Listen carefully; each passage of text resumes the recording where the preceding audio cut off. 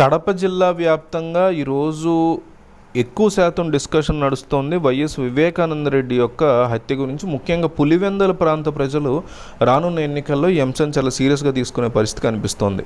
వచ్చే లోక్సభ ఎన్నికల్లో కడప ఎంపీ అభ్యర్థిగా వైఎస్ కుటుంబ సభ్యులైన sitting MP YS Avinash Reddy, PCC అధ్యక్షురాలు వైఎస్ షర్మిల కాంగ్రెస్ తరఫున పోటీ చేస్తారు అనే వార్తలు తెలుగు రాష్ట్రాల్లో తీవ్ర చర్చనీయాంశంగా మారింది. ఇప్పుడు వరకు వైఎస్ కుటుంబం ఒకసారి 2011లో దివంగత సీఎం వైఎస్ రాజశేఖర రెడ్డి సతీమణి విజయమ్మ వైసీపీ తరఫున, మాజీ మంత్రి వైఎస్ వివేకానంద రెడ్డి కాంగ్రెస్ అభ్యర్థిగా పోటీ పడ్డారు. ఇప్పుడు మరోసారి వీరిద్దరి మధ్య పోటీ ఆసక్తిని రేకెత్తిస్తోంది.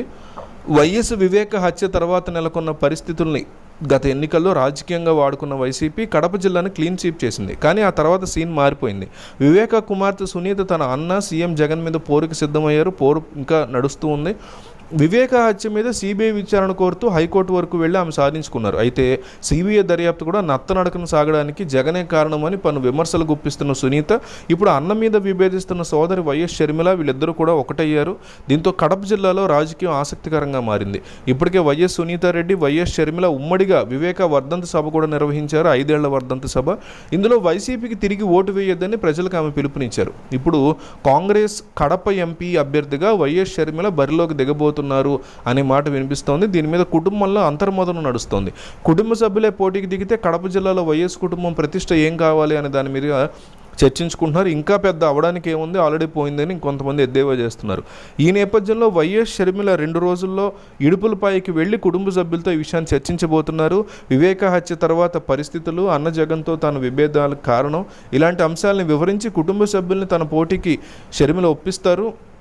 సపోర్ట్ కూడా కోరతారనే ప్రచారం జరుగుతుంది. దీంతో 2 లేదా 3 రోజుల్లో ఇడుపులపాయలో వైఎస్ఆర్ ఘాట్ వద్ద ఎంపీ అభ్యర్థిత్వాన్ని ప్రకటించేందుకు షర్మిల సిద్ధమవుతున్నారనే వార్తలు వస్తున్నాయి. ఇప్పటికే వివేకాకు సంబంధించినటువంటి హంతకుడుగా వైఎస్ సునీత, షర్మిల ఆరోపిస్తున్న అవినాష్ మీదే పోటీకి దిగడం అనేది ఏ రకంగా మారుతుంది అనేటువంటి మాట మనకి స్పష్టంగా డిస్కషన్ ఆఫ్ పాయింట్గా మారింది.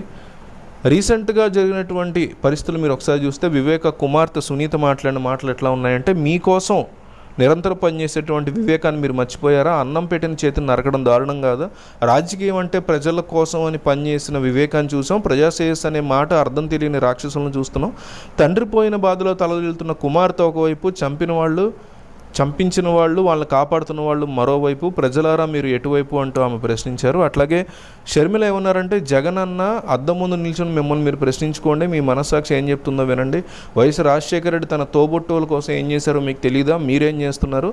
5 ఏళ్ళు గడిచినా న్యాయం జరగలేదంటే ఏమనాలి? ఈ రోజు వరకు హంతకులకు శిక్ష పడలేదు. చిన్నానికి ఇలా అయితే మిగతా వాళ్ళ పరిస్థితి ఏంటి సమాజంలో అంటూ ఆమె కూడా ప్రశ్నించారు. కరెక్టే, వీళ్ళు అడిగిన పాయింట్లు అయితే కరెక్టే. సో మరి అవినాష్ రెడ్డి ఏ రకంగా రియాక్ట్ అవ్వబోతున్నారు దీని మీద? అసలు ఈ పోటీలో మీ సపోర్ట్ ఎవరికి ఉంటుంది? ఐ సపోర్ట్ సునీత లేదా ఐ సపోర్ట్ అవినాష్ అని కామెంట్ చేయండి.